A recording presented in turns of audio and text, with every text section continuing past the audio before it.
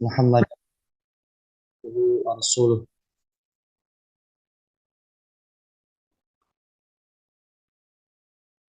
Pertama-tama, marilah kita panjatkan puji dan syukur kepada Allah Subhanahu wa taala yang masih memberikan kita kesempatan untuk belajar ilmu agama. Kemudian salawat dan salam kita haturkan kepada Nabi kita yang mulia, Rasul kita tercinta Nabi Muhammad SAW, pada keluarganya, para sahabatnya, dan orang-orang yang mengikuti sunnahnya hingga hari kiamat kelak. Jamaah masyaallah muslimin rahimakumullah, pada pertemuan kedua pada daurah kitab Al-Arba'in Nawawiyah, yang mana pada malam hari ini kita memasuki hadis yang kelima.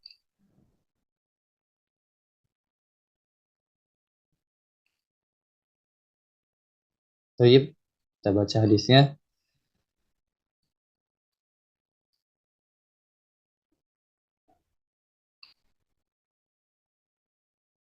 Al-Hadithul Khamis an Ummil Mu'minin Ummi Abdillah Aisyah radhiyallahu anha qalat qala Rasulullah sallallahu alaihi wasallam man ahdatsa fi amrina fahuwa raddun. Yang artinya dari Ummul Mukminin. Maksud dari Ummul Mukminin adalah ibunya kaum mukminin. Kita ketahui bersama bahwasanya istri-istri Nabi adalah ibu bagi kita semua, ibu bagi kaum mukminin. Wa azwajuhu ummahatum, atau kata sebutkan apa? Dan ibu-ibu atau istri-istri Nabi Muhammad SAW adalah ummahatuhum, yaitu ibu-ibu bagi kaum mukminin. Ya, karena di sini sebut an ummil mukminin, maksudnya ibu kaum mukminin. Karena disebutkan di surat Ahzab kalau masalah bahwasanya istri Nabi yaitu termasuk dari ibu kita semua. Kemudian Ummi Abdillah. Ummi Abdillah ini adalah kunyah dari Aisyah radhiyallahu anha. Kita ketahui bersama bahwasanya Aisyah radhiyallahu anha tidak mempunyai anak, akan tapi tetap diberi kunyah oleh Rasulullah SAW. Ini menunjukkan apa, kunyah itu termasuk sunnah. Begitupun apa, meskipun seorang misalkan tidak punya anak, maka boleh bagi dia memberi kunyah. Seperti apa? Kalau perempuan pakai kata ummu atau ummi, dan untuk laki-laki pakai kata abu, misalnya Abu Fulan, Abu Abdullah, Abu Abdurrahman, dan seterusnya. Begitu pun boleh berikan kunyah dengan nama selain anak kita. Misalkan kita punya anak Abdurrahman atau Abdullah, kemudian kita memberi kunyah dengan Abu, misalkan Abdul Razak, misalkan, itu boleh. Kemudian qalat, bunda kita Aisyah radhiyallahu anha berkata, qala Rasulullah sallallahu alaihi wasallam, Rasulullah SAW bersabda, man ahdatsa fi amrina hadza ma laysa minhu fa huwa raddun. Yang artinya, barang siapa yang ahdasa, membuat perkara-perkara yang baru. Jadi barang siapa yang mengada-adakan atau membuat perkara-perkara yang baru fi amrina hadza, dalam urusan kami ini. Nah, urusan kami apa maksudnya? Urusan agama. Karena Rasulullah SAW diutus apa? Untuk masalah agama. Tentu apa? Nanti masuk masuk masalah dunia, akan tapi yang inti masalah agama. Dunia pun nanti diatur oleh agama. Jadi, man ahdatsa fi amrina ini maksudnya apa? Barang siapa yang ada-adakan dalam perkara kami ini, maksudnya perkara agama, ma laysa minhu fahuwa raddun. Yang mana perkara yang baru tersebut, yang diada-adakan tersebut bukan bagian dari agama. Fahuwa raddun, maka amalan tersebut atau sesuatu yang baru tersebut tertolak. Hadis ini riwayat Imam Al-Bukhari dan Imam Muslim. Akan tapi disebutkan di riwayat Imam Muslim, fi riwayatin di Muslim, disebutkan di riwayatnya dari Imam Muslim, man amila amalan laisa alaihi amruna fahuwa raddun. Barang siapa yang melakukan amalan yang mana amalan tersebut tidak ada perintahnya dari kami, maka fahuwa raddun, maka tertolak. Jemaah masyaallah muslimin rahimakumullah. Dalam hadis ini kita bisa mengambil beberapa faedah. Di antaranya adalah hadis ini merupakan mizan atau timbangan.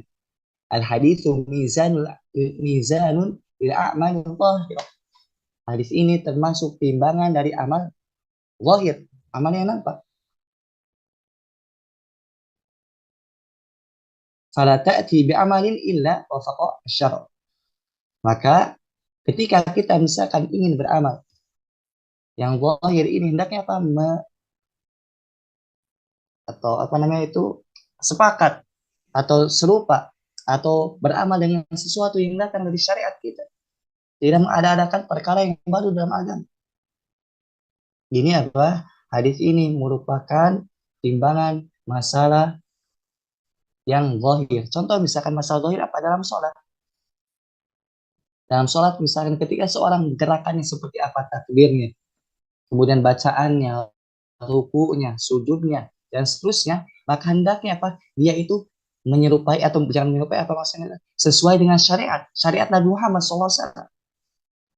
Kenapa? Karena salah satu tugas kita dalam hal agama ini adalah mencontoh Rasul SAW. Dalam masalah zahir, masalah yang nampak ini.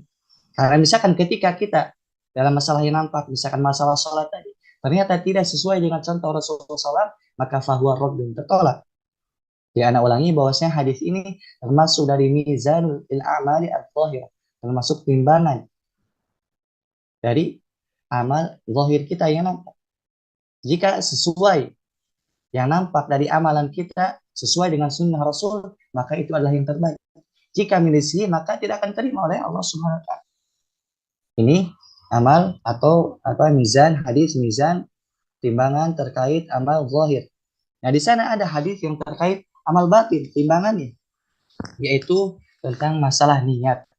Yang mana kita telah bahas di pekan yang lalu atau Senin kemarin, bahwasanya timbangan masalah batin adalah niat, yaitu hadis yang pertama, hadis Umar bin Khattab.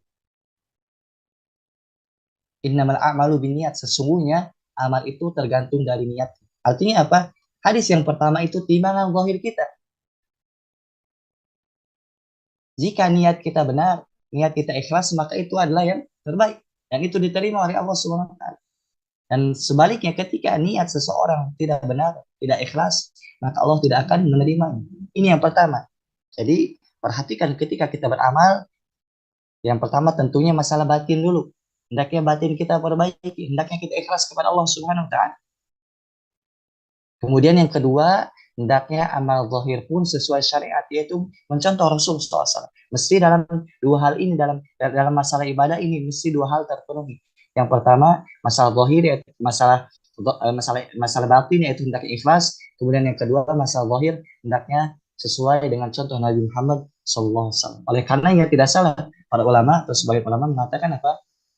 Syarat ini terkumpul dalam dua hadis ini. Yang pertama, innamal a'malu binniyat, yaitu hadis Umar bin Khattab, hadis yang pertama. Yang kemudian yang kedua hadis Aisyah ini, yaitu hadis man amila amalan laisa alaihi amruna fahuwa. Karena alangkah baiknya kita menghafal hadis-hadis yang ada pada kitab Al-Arba'in An-Nawawi ini, karena memang hadis-hadisnya begitu dalam maknanya. Dan tapi waktu yang sebentar ini kita tidak terlalu panjang lebar. Kemudian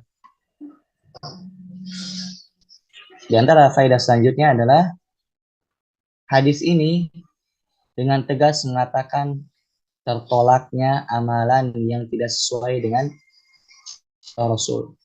Dalam artian apa?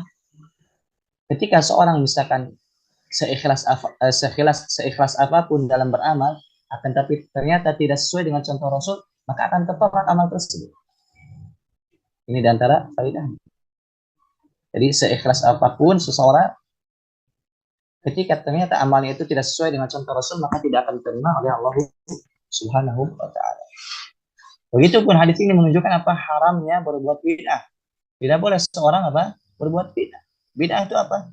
Sesuatu yang dia seolah-olah bagian dari agama, seolah-olah seperti ibadah, akan tapi tidak ada contohnya dari Rasul. Ini yang namanya bid'ah. Jadi disebutkan dalam hadis ini apa? Man ahdatsa fi amrina, barang siapa yang mengadakan perkara baru, artinya perkara yang baru itu bid'ah. Sebagaimana kata Nabi Muhammad SAW.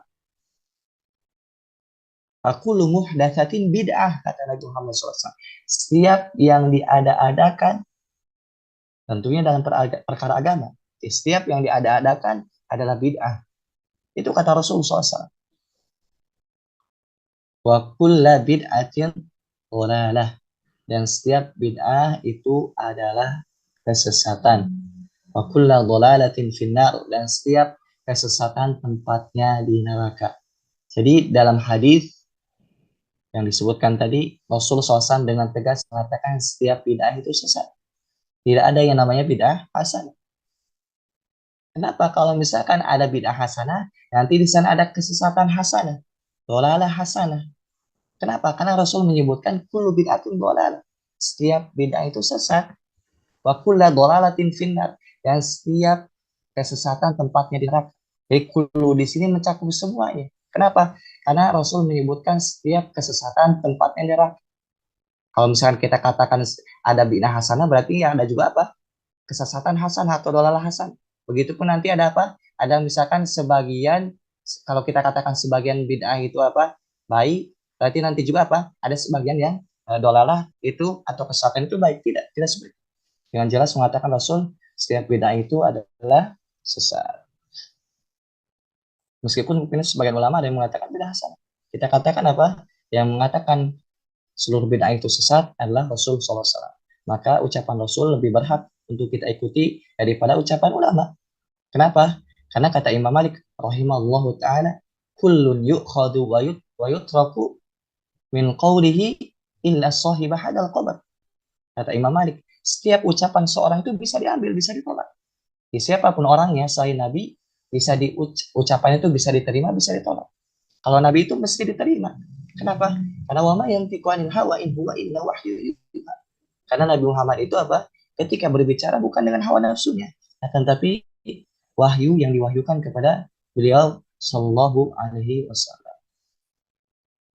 Baik, kita lanjutkan ke hadis selanjutnya. Yaitu hadis yang ke-6. Al-haditsu sadis an Abi Abdullah An-Nu'man ibn Bashir radhiyallahu anhuma qala sami'tu Rasulullah sallallahu alaihi wasallam yaqul innal halala bayyin wa innal harama bayyin wa bainahuma umurun mushtabihatun la ya'lamuhunna katsirun minan nas. Yang artinya dari sahabat Abi Abdullah An-Nu'man ibn Bashir radhiyallahu anhuma, beliau berkata, aku mendengar Rasulullah SAW bersabda, innal halala bayyinun, sesungguhnya halal itu jelas. Wa innal harama bayyin, dan sesungguhnya yang haram itu jelas. Wa bainahuma umurun mushtabihatun, dan ada perkara yang samar-samar. La ya'lamuhunna katsirun minan nas. Tidak ada yang mengetahui, atau la ya'lamuhunna katsirun minan nas. Kebanyakan manusia itu tidak mengetahui. Jadi dalam hadis ini Rasul mengatakan yang halal jelas, yang haram jelas. Ada yang tengah-tengah, yaitu syubhat. Yang mana tengah-tengah ini belum jelas. Seolah-olah haram akan tapi ada sisi halal. Nah, Rasul mengatakan dalam hadis ini, la ya'lamuhunna katsirun minan nas. Kebanyakan manusia itu tidak mengetahui hukumnya. Nah, berarti apa? Ada faedah dalam hadis ini. Sebagian yang lain atau sedikit orang yang mengetahui hukum, yaitu para ulama. Para ulama itu apa? Yang syubhat pun menjadi jelas bagi mereka. Kenapa? Mereka tahu ilmu. Karena tidaklah syubhat itu terjadi kecuali apa? Kurang ilmu. Oleh karena di sini disebutkan la ya'lamuhunna katsirun nas. Kebanyakan manusia tidak mengetahui. Artinya apa? Ada sebagian orang yang mengetahui perkara tersebut. Jelas bagi dia tuh. Disebabkan apa? Disebabkan keilmuan yang ia miliki. Allahu a'lam. Kemudian, faman ittaqas syubhati faqad istabra'a li dinihi wa 'irdihi. Nah, barang siapa yang menjauhi syubhat tersebut. Jadi misalkan seorang ada pilihan halal haram jelas. Nah, ini dia apa? Ada yang syubhat. Nah, barang siapa yang menjauhi syubhat ini, faqad istabra'a lidinihi wa 'irdihi. Maka dia telah membersihkan agama dan kehormatan. Artinya dia selamat. Dia bersikap waro. Misalkan kita dihadapkan dengan suatu permasalahan yang belum jelas itu halal apa haram, tinggalkan saja. Karena apa? Termasuk dari keselamatan agama kita. Toh seandainya misalkan itu pun halal, misalkan ini subhat misalkan. Subhat tersebut misalkan kita tinggalkan. Nah, seandainya subhat ini halal, kita tidak rugi untuk meninggalkannya. Kenapa? Karena kita sudah tinggalkan. Berbeda jika memang kita subhat ini belum jelas, kemudian kita lakukan. Nah, bisa jadi subhat ini hukumnya haram, sehingga kita berdosa misalkan disebabkan kita melampaui yang subhat tersebut. Oleh karena kata Nabi Muhammad SAW hadis selanjutnya, "Waman waqa'a fi syubhati waqa'a fil haram." Barang siapa yang terjerumus pada perkara-perkara subhat, maka hampir-hampir dia terjerumus kepada perkara yang haram. Dia orang yang terus-menerus dalam perkara subhat itu ujung-ujungnya nanti bisa terjatuh pada yang haram. Karoi yar'a haulal him, sebagaimana pengembala. Yang mana pengembala tersebut mengembala kambingnya di daerah terlarang. Misalkan ini daerah terlarang, misalkan pengembala itu di ujung-ujung daerah terlarang tersebut. Yushiku an yarta'afi, hampir-hampir dia pasti masuk ke daerah larangan. Kenapa? Karena dia selalu di ujung daerah larangan tersebut. Hampir-hampir dia masuk pada daerah larangan tersebut. Ala wa inna likulli malikin hima. Ketahuilah bahwasanya setiap raja itu punya daerah larangannya. Pasti setiap raja, mau raja dunia, mau raja yang sesungguhnya itu Allah Subhanahu wa taala punya yang namanya daerah larangan, punya larangan. Ala wa inna himallahi maharim. Ketahuilah bahwasanya larangan Allah itu, batasan Allah itu adalah yang haram-haram. Jadi Allah Subhanahu wa taala mempunyai batasan yang mana kita tidak boleh melewati batasan tersebut, yaitu yang haram-haram. Ala wa inna fil jasadi mudghah. Ketahuilah bahwasanya pada jasad ini, jasad kita semua mudghah, ada segumpal daging. Idza salahat salahal jasad kullu. Jika baik daging tersebut, maka akan baik seluruh jasad. Wa idza fasadat fasadal jasad kullu. Dan sebaliknya ketika daging tersebut jelek, maka jelek seluruh tubuh. Apa daging tersebut? Ala wahyal qalbu. Ketahuilah bahwasanya daging tersebut adalah hati. Atau lebih tepatnya kalau di sini jantung. Terjemahannya itu jantung. Kan tapi sudah sering kita dengar terjemahannya adalah hati. Baik, Rawahul Bukhari wa Muslim. Hadis riwayat Imam Bukhari dan Muslim. Nah, di antara faedah yang bisa kita ambil dari hadis ini adalah al-haditsu dalilun ala ahamiyatil inayati bil qalb.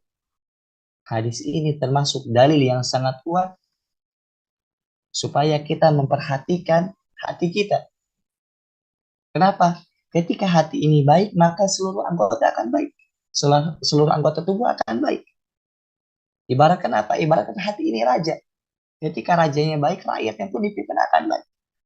Misalkan ketika hati seorang baik, maka lisan pun akan keluar baik. Apa-apa yang keluar dari lisannya akan baik. Ketika hati ini baik, maka matanya pun akan baik. Apa-apa yang ia lihat hanya yang baik-baik saja. Begitupun ketika hati ini baik, maka yang didengar pun pasti yang baik-baik. Dan seterusnya.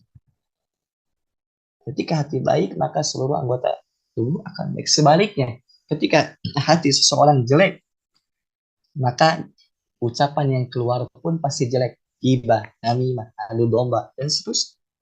Begitupun, jika hatinya jelek, maka yang didengar pun pasti yang jelek-jelek. Musik misalkan, atau misalkan mendengar gibah, dan seterusnya. Pokoknya yang haram-haram, senang yang haram-haram.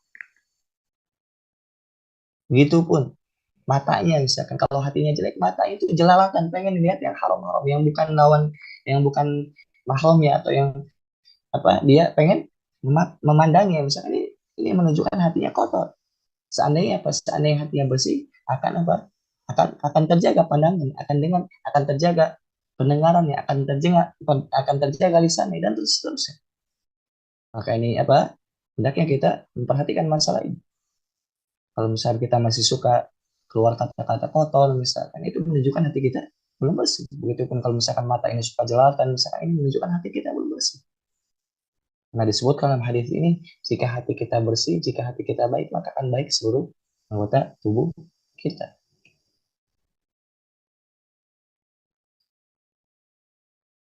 Begitupun dalam hadis ini ada beberapa faedah. Di antara faedahnya bahwasanya segala sesuatu itu ada tiga hukumnya. Yang pertama halal, itu yang jelas. Seperti apa misalkan makan roti, ini jelas hukumnya pasti halal. Kemudian yang kedua ada yang haram. Seperti apa? Haram dengan jelas misalkan seperti khamar, zina, ini haram jelas. Nah, di sana musyabihah yang syubhat yang sama-sama. Maka seorang ketika menghadapi yang syubhat ini apa hendaknya dia bersikap parok, yaitu meninggalkan syubhat tersebut. Kenapa itu lebih baik bagi agama dia? Qadis sabra bidinihi wa irdihi. Dia telah menyelamatkan agama dan kehormatannya.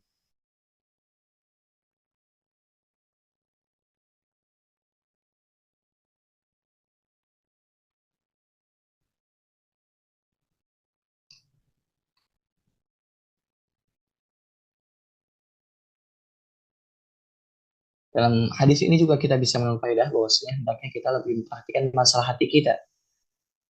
Misalkan kesucian hati dengan cara mempelajari misalkan hadis-hadis yang di sana apa terkait lembut hati seperti misalkan Imam Bukhari menulis di dalam kitab sahihnya apa kitab Ar-Raqaiq. Ar-Raqaiq itu apa pelembut bagi hati. Ini penting bagi kita.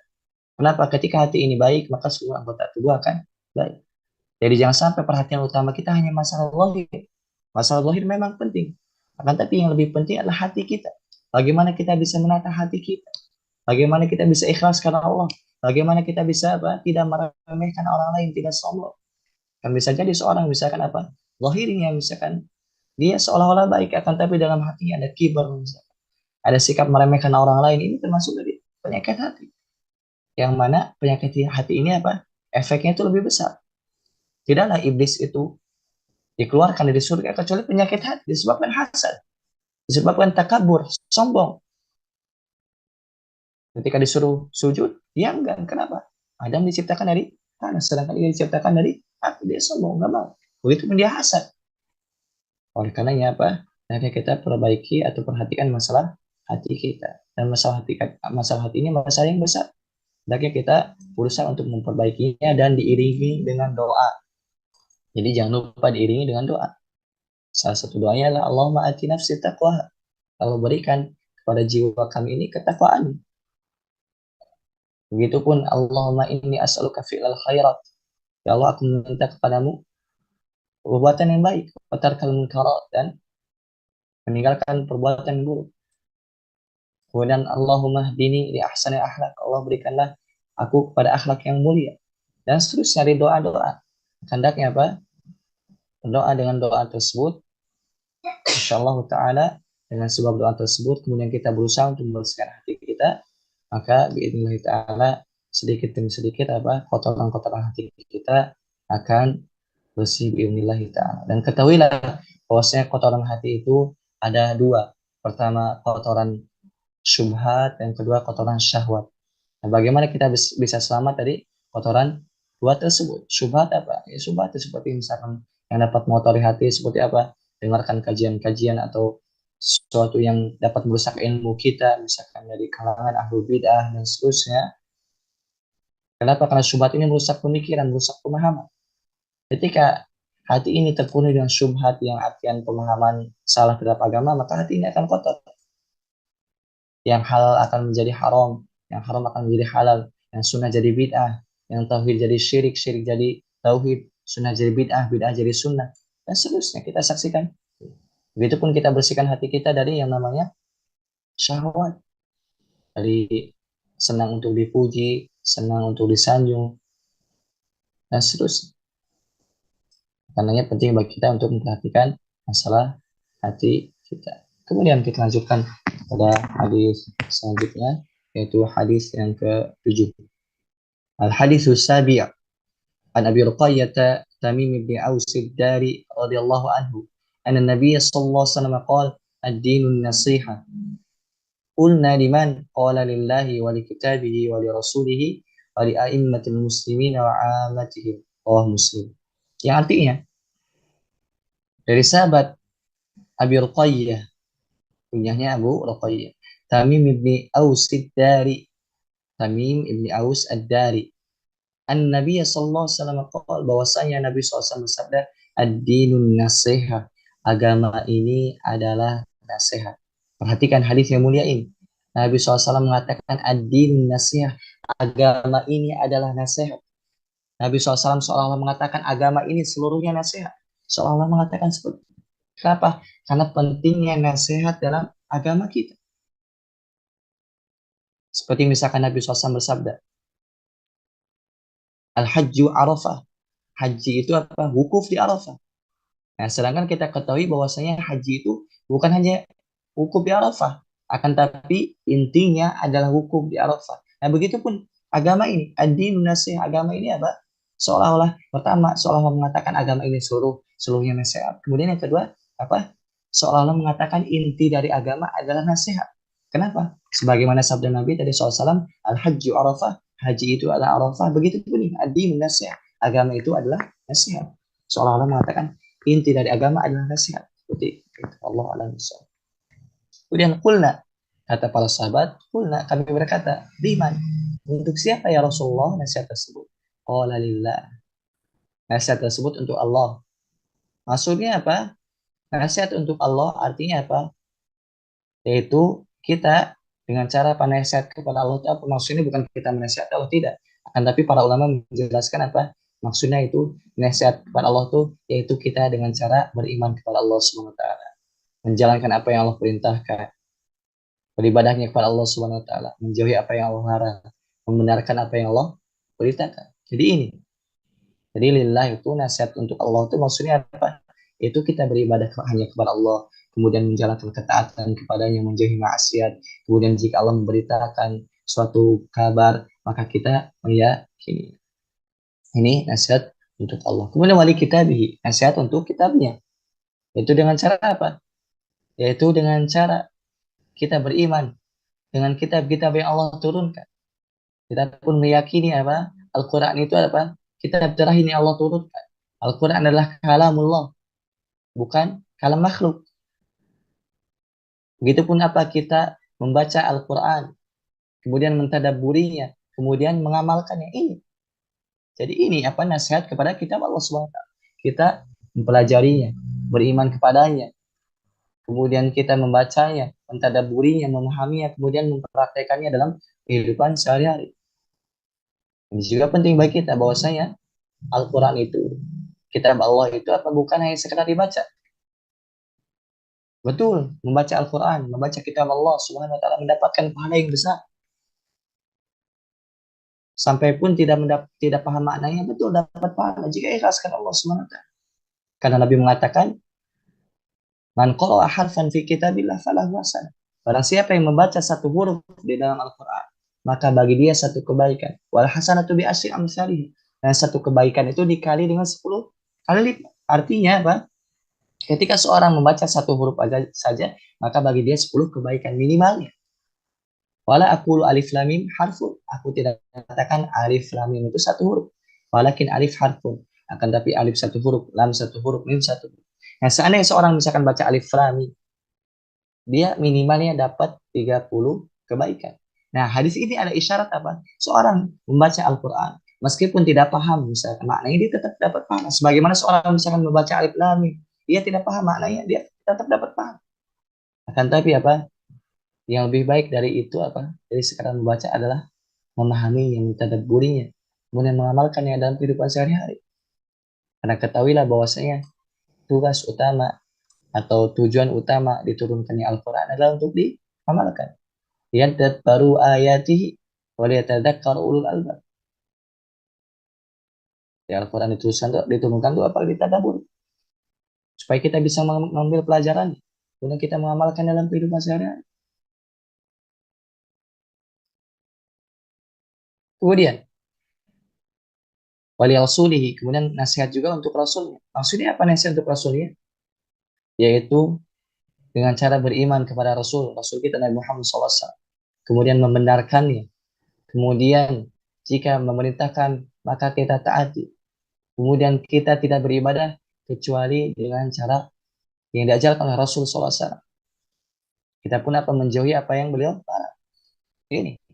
Jadi tugas kita kepada Rasul adalah empat. Yang pertama, ta'atu fima amar. Kita taat kepada apa yang diperintahkan oleh Rasul. Wajtinabu ma'an naha wa jaza. Yang kedua, menjauhi apa yang dilarang oleh Rasul. Wa tasdiquhu fima akhbar. Kemudian yang ketiga, membenarkan apa yang diberitakan oleh Rasul. Yang pertama kita taat jika perintah, kemudian jika larangan kita jauhi. Kemudian yang ketiga, membenarkan beritanya, kabarnya. Misalkan Rasulullah SAW bersabda Allah turunkan di dunia, kita benarkan. Misalkan Rasulullah SAW ketika menanya budak, Ain Allah, Allah di mana? Kemudian budak tersebut fis sama, Allah di atas langit. Rasulullah SAW membenarkan, kita meyakini hal tersebut. Kenapa? Karena ini kabar dari Rasul. Ini tugas kita kepada Rasulullah SAW. Pertama, taat jika perintah. Yang kedua, jika larangan kita jauhi. Kemudian jika kabar kita yakini. Kemudian yang keempat, wa'alla yu'badullah illa bimasyara.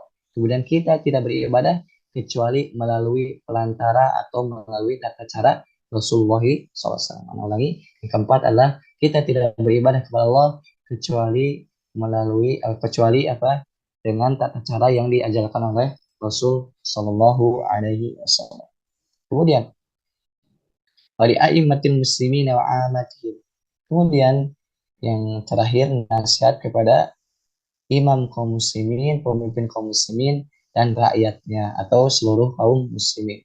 Di wali a'immatil muslimin apa maksudnya? Nasihat untuk pemimpin kaum muslimin yaitu dengan cara menaatinya dalam perkara yang ma'ruf. Misalkan negeri kita Indonesia, negeri kaum muslimin, alhamdulillah. Maka ketika di situ ada peraturan-peraturan yang memang ma'ruf, yang tidak bertentangan dengan syariat Islam, maka wajib bagi kita untuk taat kepadanya, pada pemimpin kita.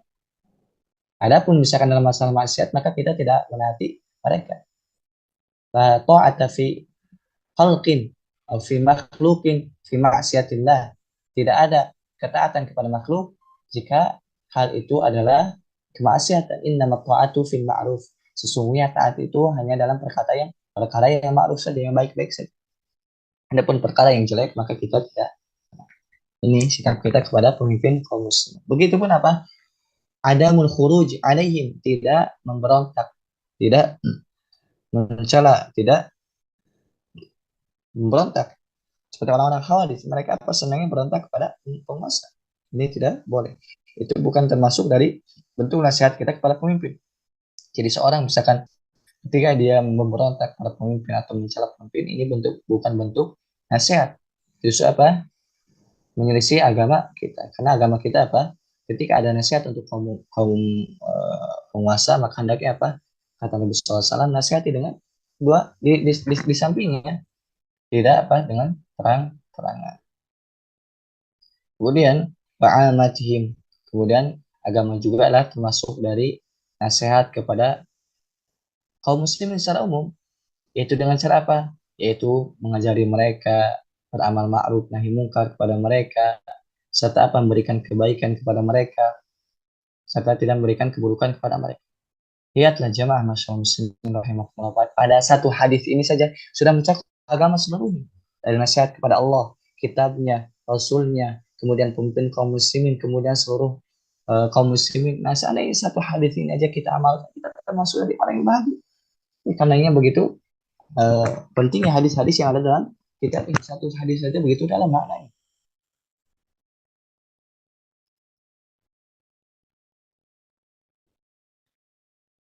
Begitupun ada faedah yang bisa kita ambil dalam hadis ini apa? Semangatnya para sahabat dalam mempelajari kebaikan. Mereka mengatakan kulna liman. Mereka bertanya, ya Rasulullah, untuk siapa? Jadi para sahabat itu ketika mereka tidak paham atau ada yang muskilah, mereka bertanya. Jadi tidak malu-malu. Karena orang yang malu-malu dalam masalah ilmu agama, mereka tidak akan dapat ilmu. Kata Mujahid, rahimahullah, seorang tabi'in murid Ibn Abbas, kata beliau, la yata'allamul ilma mustahin walam mustakbir. Tidak akan dapat ilmu orang yang sombong dan orang yang malu. Orang yang sombong kenapa tidak dapat ilmu? Karena dia enggan untuk menuntut ilmu. Kenapa? Misalkan dia apa umurnya masih muda, misalkan sedangkan saya sudah tua, misalkan. Ini sombong. Jadi enggan untuk menuntut ilmu pada orang yang lebih muda darinya, misalkan. Atau hal lain sebagainya. Misalkan orang kaya saya tidak mau menuntut ilmu, misalkan. Di majelis ilmu kenapa? Karena di majelis ilmu itu apa? yang miskin ada, misalkan segala manusia, ini sombong. Orang yang sombong tidak akan dapat ilmu. Begitupun mustahil. Orang yang pemalu itu tidak akan dapat ilmu. Kenapa? Karena bisa jadi orang misalkan ketika mau menuntut ilmu, dia mengatakan, saya malu, misalkan sudah tua, masa saya menuntut ilmu, misalkan. Dan seterusnya. Kemudian hadis ini juga apa? Ada faedah bahwasanya ad-dinu qa'imun 'ala tanassuhi, bahwasanya agama ini dibangun di atas saling menasihati. Jadi, agama ini dibangun atas dasar saling menasihati. Bahkan Allah menyebutkan di surat Al-Asr itu salah satu bentuk atau salah satu ciri orang yang dia keluar dari kerugian adalah saling menasihati. Wa tawassalul haqqi, saling menasihati dalam kebenaran. Ya, orang yang keluar dari kerugian salah satu sifatnya adalah dia saling menasihati dalam kebenaran. Karena kebenaran ini mencakup agama seluruh. Ketika seorang saling tanasuh, saling menasihati dalam masalah agama seluruhnya, maka dia mendapatkan kebahagiaan dunia dan akhirat. Begitupun dalam hadis ini kita bisa mengfaedah bahwasanya ketika kita menjelaskan atau ketika kita beramal, hendaknya apa? Kita memulai dari yang penting terlebih dahulu. Sebagaimana misalkan dalam hadis ini, ketika Nabi SAW ditanya, untuk siapa nasihat ini? Rasulullah SAW memulai dengan yang pertama kali yang paling penting untuk Allah. Kemudian setelah itu baru setelahnya kita kemudian Rasulnya dan seterusnya. Begitupun kita ketika belajar hendaknya apa? Memulai dengan yang paling penting terlebih dahulu. Dan insya Allah apa yang kita pelajari ini dari kita bareng ini termasuk dari hal yang penting untuk kita ketahui dan pelajari. Kemudian kita lanjutkan ke hadis selanjutnya. Hadis yang ke-8. Al-hadis Tsani. An Ibnu Umar radhiyallahu anhu anna Rasulullah sallallahu alaihi wasallam qala umirtu an uqatila an-nas hatta yashhadu an la ilaha illallah wa anna Muhammadar Rasulullah wa yuqimus shalah wa yutuz zakah. Yang artinya dari sahabat Umar radhiyallahu an Ibnu Umar afan dari Ibnu Umar dari anak Umar bin Khattab radhiyallahu anhuma anna Rasulullah sallallahu alaihi wasallam qala bahwasanya Rasulullah SAW bersabda umirtu an uqatilan nas, saya diperintahkan untuk memerangi manusia. Sampai kapan? Hatta yashhadu an la ilaha illallah, sampai manusia itu bersyahadat la ilaha illallah, bersaksi tidak ada Tuhan yang berhak untuk disembah kecuali Allah, wa anna Muhammadar Rasulullah, begitupun bersaksi bahwasanya Muhammad adalah utusan Allah. Jadi dalam hadis ini dengan tegas mengatakan Rasulullah SAW bersabda, aku diperintahkan oleh siapa? Oleh Allah tentunya. Diperintahkan untuk apa? Untuk memerangi seluruh manusia sampai mereka itu apa? Bersaksi tidak ada Tuhan yang benar selain Allah dan Nabi Muhammad adalah Rasul. Ayuqimus shalah, begitu pun sampai mereka apa? Mendekatkan salat. Ayutuz zakat, sampai mereka membayar zakat. Fa idza fa'alu dzalik, nah ketika mereka melakukan syahadat, mereka melakukan salat, mereka melakukan zakat, maka kata Nabi SAW, asamu ini dima'ahum wa amwalahum illa bihaqqil Islam. Maka darah mereka, harta mereka dijamin oleh Nabi SAW. Tidak boleh diganggu, tidak boleh diambil, hartanya tidak boleh diambil, darahnya tidak boleh ditumpahkan illa bihaqqil Islam, kecuali dengan hak Islam. Maksudnya apa hak Islam? Ya sesuatu yang dibenarkan oleh Islam. Contoh misalkan seorang misalkan dia mengucapkan syahadat asyhadu anna Muhammad asyhadu an la ilaha illallah wa asyhadu anna Muhammad rasul. Dia mengucapkan, kemudian dia juga sholat. Begitupun dia juga zakat. Akan tapi dia membunuh orang lain misalkan, maka boleh bagi dia untuk dibunuh, dihukum qisas. Kenapa? Karena di hakil Islam dia sudah berhak menurut Islam. Karena salah satu orang yang boleh dibunuh adalah orang yang dia membunuh orang lain, yang kita kenal dengan hukum qisas. Jadi ini makna illa bihaqil Islam, kecuali yang dibenarkan oleh Islam, kecuali haknya Islam. Fahisabu ma'allahi ta'ala, dan perhitungannya terserah Allah subhanahu wa ta'ala. Ini juga bisa memfaedah apa? Bahwasanya kita itu dalam masalah muamalah kita dengan makhluk adalah masalah zahir saja. Adapun masalah batin itu urusan Allah subhanahu wa ta'ala. Orang yang misalkan diucapkan syahadat la ilaha illallah, kita nilai apa? Kita nilai dia seorang muslim. Selagi apa memang belum jelas, belum jelas bagi dia atau belum jelas bagi kita, dia melakukan perkara-perkara kekufuran yang nyata. Jadi hukum asalnya apa? Ketika seorang mengucapkan kalimat syahadat, maka kita apa mengatakan dia kaum muslim. Adapun masalah hatinya, misalkan kenifakan dan seterusnya, itu urusan Allah Subhanahu wa taala. Dan ini pernah terjadi di zaman Nabi Muhammad SAW, yaitu seorang sahabat Usama bin Zaid ketika berperang melawan musuhnya, kemudian musuh tersebut mau dibunuh sama Usama bin Zaid. Musuh tersebut kemudian tiba-tiba mengucapkan asyhadu an la ilaha illallah wa anna muhammadar rasul. Bersaksi syahadat. Akan tapi Zaid Usama bin Zaid tetap membunuhnya. Kemudian dilaporkan kepada Nabi Muhammad SAW kejadian tersebut. Maka kata Nabi Muhammad SAW, apakah engkau membunuh orang yang bersyahadat? Kata Usama bin Zaid, ya Rasulullah, dia ucapkan hal tersebut hanya untuk apa? Lindungi darah dia supaya tidak dibunuh. Kata Nabi Muhammad SAW, apakah engkau membelah dadanya sehingga engkau tahu? Terus Nabi SAW mengucapkan apa hal tersebut. Nah, karena ya Pak, tugas dari kita masalah zahir saja menilai manusia, ada batin terserah Allah SWT, hitungannya di sisi Allah SWT. Hisabum Allah Ta'ala, perhitungannya di sisi Allah Subhanahu wa Ta'ala. Kemudian faedah yang bisa kita ambil dalam hadis ini adalah dalilun ala annahu yajibu ala wali al-amri an yuqatilan nasa hatta yadkhulu fil Islam.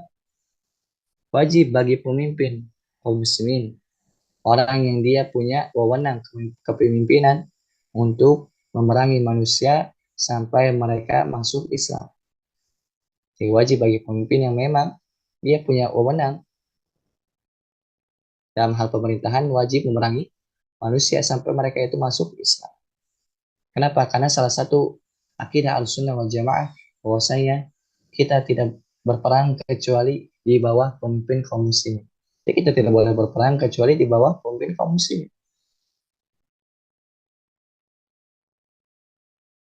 Kemudian, wahadal wujubu muta'allaqun bil istita'ah. Akan tetapi perlu diketahui bahwasanya kewajiban memerangi manusia ini harus berkaitan dengan kemampuan. Artinya apa? Jika tidak mampu maka kubur. Jika tidak mampu maka memerangi manusia jadi kubur. Sebagaimana Nabi SAW di awal-awal dakwah beliau apa? Tidak memerangi manusia. Kenapa? Karena begitu pun kaum muslimin yang sekarang, mereka tidak memerangi orang-orang yang tidak masuk Islam. Kenapa? Karena kondisi mereka itu lemah. Kondisi mereka lemah.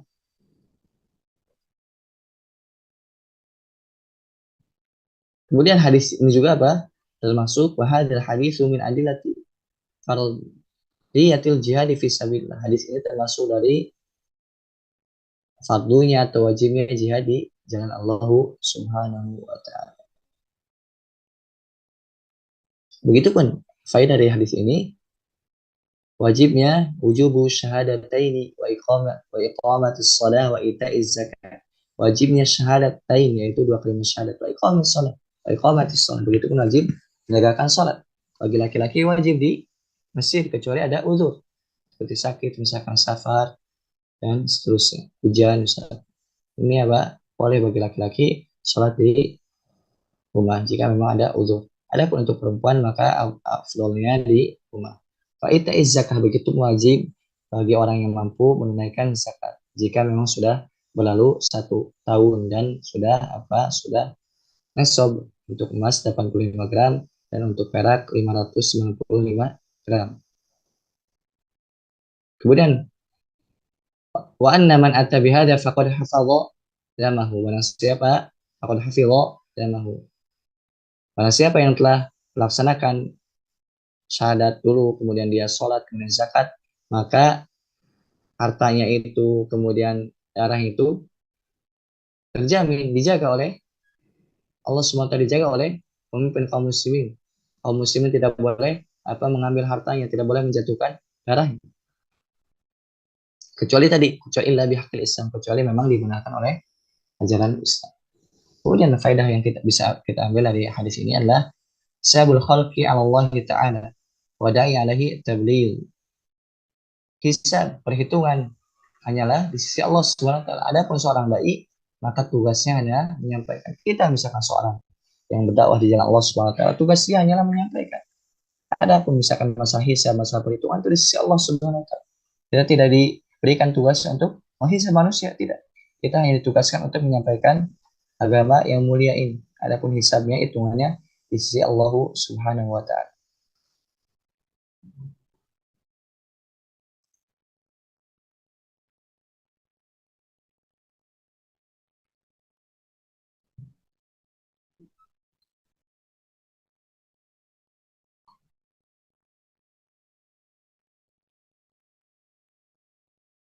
Begitupun faedah yang bisa kita ambil dari hadis ini, bahwasanya tidak boleh berlaku sewenang-wenang terhadap harta dan darah kaum muslimin. Ya, orang tidak boleh sewenang-wenang dalam hal harta dan darah kaum muslimin. Bahkan Nabi SAW di Haji Wada itu mengatakan bahwasanya inna amwalakum, sesungguhnya harta-harta kalian, wadima'akum, dan darah-darah kalian, haramun alaikum, haram atas kalian, tidak boleh diambil hartanya, tidak boleh ditumpahkan darahnya. Kahurmat yaumikum hada, sebagaimana haramnya hari ini, yaitu di hari apa? Arafah. Kahurmati baladikum hada, sebagaimana haramnya negeri ini, yaitu negeri haramnya negeri Mekah. Kafi syahrikum hada, sebagaimana haramnya bulan ini, yaitu bulan Dzulhijjah, bulan haram. Jadi Nabi SAW mengatakan bahwasanya harta kaum muslimin, darah kaum muslimin itu haram untuk diambil, haram untuk ditumpahkan. Begitupun kehormatan mereka. Jangan sampai kita merusak kehormatan kaum muslimin. Jangan sampai menggibah mereka. Menggibah ini termasuk dari merusak kehormatan kaum muslimin. Apalagi zaman sekarang, misalkan zaman-zaman politik, tidak boleh bisa kita menggibahi misalkan pemimpin kita atau salah satu pasangan capres misalkan, ini tidak boleh. Ini termasuk dari merusak kehormatan kaum muslimin. Kenapa? Karena mereka seluruhnya kaum muslim. Maka hendaknya kita bertakwa kepada Allah SWT. Jangan sampai lisan ini mudah untuk menodai kehormatan kaum muslimin. Jangan mudah menggibah orang lain. Karena ketahuilah bahwasanya semua itu akan ada pertanggungjawaban. Ketika kita misalkan merusak kehormatan orang lain, kita akan dituntut oleh Allah SWT karena di hari kiamat. Orang tersebut akan menuntut kepada Allah supaya Allah memberikan haknya. Dan ketahuilah bahwasanya kelak di hari kiamat itu yauma la yanfa'u malun wala banun, tidak berharga yang namanya harta, anak tidak berharga. Orang yang pernah menzalimi nanti yang diambil amalannya. Jangan sampai kita misalkan capek-capek beramal di dunia ini, akhir-akhirnya naudzubillah min dzalik, kelak di akhirat diambil pahala tersebut. Pahala kita disebabkan kita zalim pada orang lain misalkan. Naudzubillah. Bahkan jika misalkan kita telah habis kebaikan kita, justru keburukan orang lain akan diberikan pada kita. Sebab kan zalim, naudzubillah. Jangan sampai seperti itu.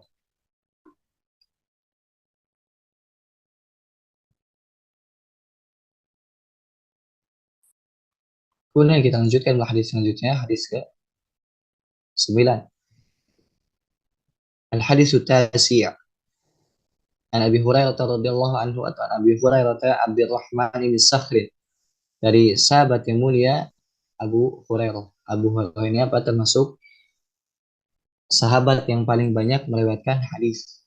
Ya, Abu Hurairah termasuk sahabat yang paling banyak meriwayatkan hadis. Kalau nggak salah 5.000 sekian hadis yang diriwayatkan oleh Abu Hurairah. Nama aslinya siapa? Abdurrahman bin Sakhr. Nama asli Abu Hurairah adalah Abdurrahman bin Sakhr. Kita sering kenal nama kunyahnya Abu Hurairah. Akan tapi nama aslinya adalah Abdurrahman bin Sakhr. Beliau berkata, sami'tu Rasulullah SAW. Rasulullah SAW, atau aku mendengar Rasulullah SAW bersabda, ma nahitukum anhu fajtanibuh. Apa yang aku larang, jauhilah. Kata Rasulullah SAW, apa yang aku larang, jauhilah. Jauhilah. Wa ma amartukum bihi fa'tu minhu mastata'tum. Dan apa yang aku perintahkan, maka lakukanlah semampu kalian. Lihat dalam hadis yang mulia ini. Ketika Rasulullah SAW mengatakan, atau ketika Rasulullah SAW bersabda, jauhilah. Rasulullah SAW mengatakan mutlak. Artinya apa? Tidak ada batasannya. Apa yang dilarang oleh Nabi, wajib dijauhi semuanya. Adapun untuk masalah perintah, Nabi SAW mengatakan, fa'tu minhu mastata'tum. Adapun untuk perintah yang diberikan Nabi SAW, adalah fa'tu minhu mastata'tum.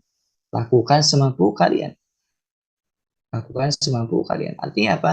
Yang namanya larangan itu tidak ada toleransi, mesti dijauhi. Kenapa yang namanya larangan itu mudah bagi kita untuk melakukannya? Misalkan jangan lakukan zina, jangan lakukan misalkan minum khamar, jangan lakukan ghibah, mudah bagi kita. Kenapa? Karena untuk meninggalkannya kita tidak perlu tenaga. Kenapa kita mudah untuk melakukan atau untuk mudah untuk meninggalkan yang dilarang? Karena kita untuk meninggalkannya tidak perlu tenaga. Oleh karenanya Nabi SAW mengatakan mutlak apa yang aku suruh untuk dijauhi, apa yang aku larang jauhi, tinggalkan. Adapun perkara yang diperintahkan oleh Rasulullah SAW, maka Rasulullah SAW mengatakan fa'tu minhu mastata'tum. Lakukan semampu kalian. Kenapa? Karena yang namanya perbuatan ini atau mengerjakan perintah ini mesti apa? Menggunakan tenaga. Dan kadang orang apa berbeda tenaga. Misalkan orang yang haji misalkan. Nabi SAW memerintahkan haji. Akan tapi haji ini khusus bagi orang yang mampu. Begitu pun dalam masalah sholat misalkan. Salah satu rukun sholat adalah berdiri. Akan tapi jika berdiri tidak mampu apa? Ya duduk. Ini apa? Karena yang namanya perintah itu kita melakukannya semampu kalian. Adapun masalah yang dilarang wajib kita menjauhinya. Tidak ada toleransi sedikit pun. فإنما أهلك الذين من قبلكم كثرة مسائلهم واختلافهم على أنبيائهم. Kenapa? Karena sesungguhnya orang-orang sebelum disebabkan mereka itu banyak bertanya. Artinya banyak bertanya apa? Hal-hal yang tidak bermanfaat atau hal yang didiamkan oleh syariat. Bisa jadi misalkan seorang bertanya terhadap asalnya perkara tersebut halal menjadi haram disebabkan pertanyaan orang tersebut. Oleh karena ya Pak di zaman turun wahyu itu apa para sahabat itu jarang bertanya yang memang apa kecuali mendesak. Oleh karena yang disebutkan dalam hadis itu apa? Para sahabat itu senang ketika datang orang Arab Baduy. Kenapa? Kalau orang Baduy itu mereka masalah tanya itu apa? Kadang apa? Sebebas mereka. Mereka itu orang Baduy itu bebas bertanya. Kenapa? Karena mereka itu jauh dari pelosok sehingga ketika jauh melakukan perjalanan ke Madinah, Nabi SAW memberikan leluasa untuk apa? Untuk menjawab pertanyaan mereka. Adapun para sahabat yang tinggal bersama Nabi SAW, maka pertanyaan mereka apa? Tidak sebebas orang-orang Arab Badui. Allah a'lam bishawab. Ini sebabnya orang orang sebelum kita biasa adalah mereka banyak bertanya. Waqtilafuhum ala anbiya'ihim. Begitupun sebab kebinasaan orang-orang sebelum kita adalah mereka menyelisihi para nabi. Hadis ini sahih riwayat Imam Bukhari dan Muslim. Ada beberapa faedah yang bisa kita ambil dalam hadis ini. Yang pertama adalah wajib diam atau wajib menahan diri dari apa-apa yang Rasulullah SAW larang. Jadi apa yang Rasulullah SAW larang, maka wajib untuk kita menjauhinya. Tidak boleh melakukan. Kemudian yang kedua, wujubul ityani bima amara bihi Nabi sallallahu alaihi wasallam. Wajib melakukan apa yang diperintahkan oleh Rasulullah SAW madama mustati'an alaih sama kita mampu. Artinya ketika tidak mampu maka tidak ada kewajiban. Fattaqullaha mastata'tum. Bertakwalah kepada Allah semampu kalian. Kemudian mukhalifatan ma ja'a bil anbiya sababun. Mukhalifatu ma ja'a bil anbiya sababun min asbabil halak. Bahwasanya menyelisihi apa yang datang dengannya para nabi adalah sebab dari kebinasaan. Jadi jangan sampai kita apa menyelisih ajaran Rasul SAW. Kenapa? Karena ketika kita menyelisih ajaran Rasul SAW, maka kebinasaan yang akan kita dapatkan. Naudzubillah min dzalik. Falyahdharil ladzina yukhalifuna an amri an tusibahum fitnah aw yusibakum adzabun alim. Yang artinya hendaknya takut orang yang menyelisih perintah Rasul. Orang yang menyelisih Rasul hendaknya takut. Takut tertimpa fitnah di dunia ini berupa kesesatan. Itu pun apa? Ujung-ujungnya orang yang menyelisih Rasul apa? Bagi dia adab yang pedih. Kemudian faedah yang selanjutnya, kasratul as'ilatil mazmumah. Banyak bertanya itu adalah tercela. Kenapa? Ya tadi bisa jadi misalkan sesuatu yang asalnya boleh mubah kemudian diharamkan disebut pertanyaan orang tersebut. Kenapa? Karena ketika syariat mendiamkan sesuatu, itu rahmatan lakum. Sebagai rahmat bagi kalian. Ghairu nisyanin, bukan karena lupa. Maka karena bukan nasi, Allah itu tidak lupa. Maka disebut dalam riwayat termasuk orang yang paling besar dosanya adalah orang yang bertanya permasalahan yang asalnya halal. Disebabkan pertanyaan tersebut menjadi haram.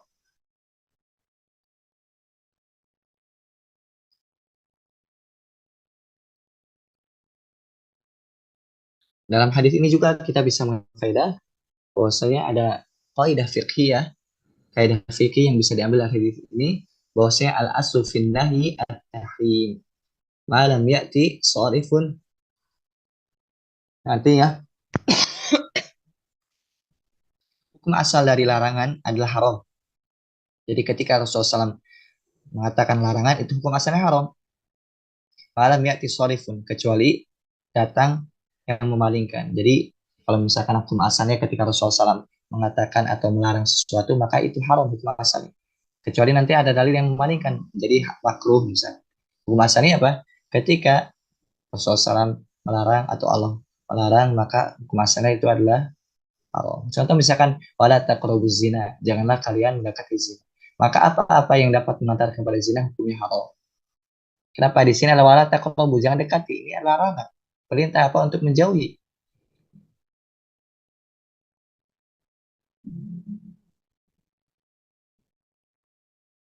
Kemudian Nabi SAW apa melarang minum sambil berdiri. Ini hukum asalnya haram. Di hukum asalnya seorang minum berdiri itu haram. Akan tapi ada riwayat lain mengatakan Nabi SAW itu apa? Minum sambil berdiri. Nah, riwayat yang kedua ini berarti merubah hukumnya yang tadi haram menjadi makruh. Jadi hukum asalnya ketika Nabi SAW melarang seorang untuk minum sambil berdiri, ini haram hukum asalnya. Akan tapi di sana ada dalil yang memalingkan sehingga hukum haramnya menjadi makruh. Kenapa? Karena Nabi SAW minum sambil berdiri. Ini menunjukkan hukumnya makruh, tidak haram. Allah alam besar. Kemudian ada kaidah fikih juga dalam hadis ini yang bisa kita ambil, yaitu al aslu fil amri al wujub. Hukum asal perintah itu adalah wajib.